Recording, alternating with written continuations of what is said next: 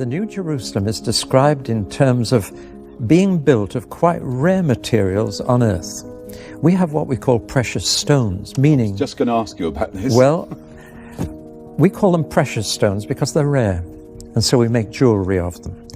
And they're just very small supplies of them on earth. It's going to be quite different in the new world. Things that are rare here will be common there. And so the New Jerusalem, it's said, is built, made up of 12 precious stones that we would make into jewelry now. Now here's the fascinating thing, which to me is the final proof that that book is the Word of God, that it must be God inspired.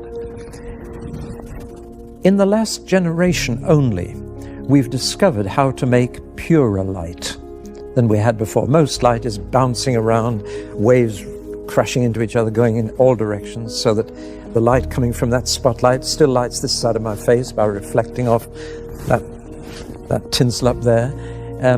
We're used to light coming at us from all directions.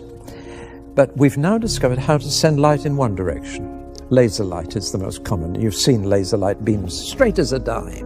But we've also got what we call cross-polarized light. A polarized filter, if you can imagine, allows light through like that. But if you put another polarized filter at right angles to that, you've really got a very fine filter. If you take sunglasses and take one lens and put it at right angles to the other, it goes even darker. It only lets very straight light through. Now, people have taken jewels and precious stones and cut a very thin slice for microscopic purposes, and then shone cross-polarized light through them to see what happens. To put it very crudely, what happens to these precious stones in pure light? And one of two entirely different things happens with every jewel. The technical term, to give you a bit of science for a moment, is anisotropic jewels and isotropic jewels. Now what happens is this. Some jewels in pure light, whatever their color to begin with, they may be red, blue or green, turn into all the colors of the rainbow and the most fantastic patterns.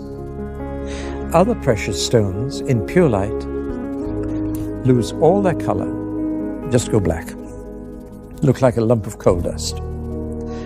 And it's only in this generation that people have discovered this unusual property. For example, diamonds in pure light are nothing. Did you get that, ladies? They're not Did you even hear that? Diamonds, nothing. They won't be there. No, so make the most of them here. Rubies, garnets, just lose everything. Emeralds. No, they keep it. Oh, good. There are other stones that are anisotropic and go into these beautiful colors. Now here's the fascinating thing. The 12 precious stones that God uses to build the New Jerusalem are all anisotropic. In pure light, they are all far more beautiful. And God doesn't touch the diamonds or the rubies. He doesn't build with them. Staggering. Now, let's just put on the screen a picture of these stones. Yeah. Look at the top 12 stones on this picture, and you'll see the stones of the New Jerusalem. Look at the 4 bottom ones at the bottom of the picture, and you'll see they're black, no attraction, whatever.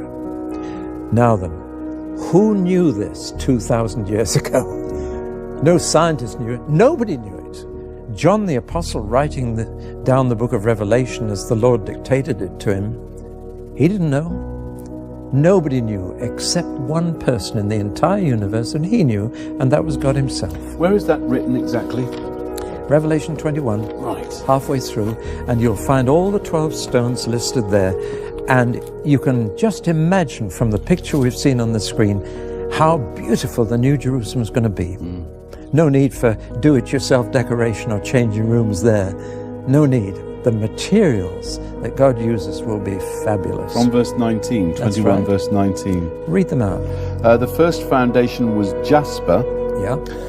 the second sapphire, the third chalcedony, the fourth emerald, the fifth sardonyx, the sixth carnelian, the seventh chrysolite, the eighth beryl, the ninth topaz, the 10th chrysoprase, Chrysoprase.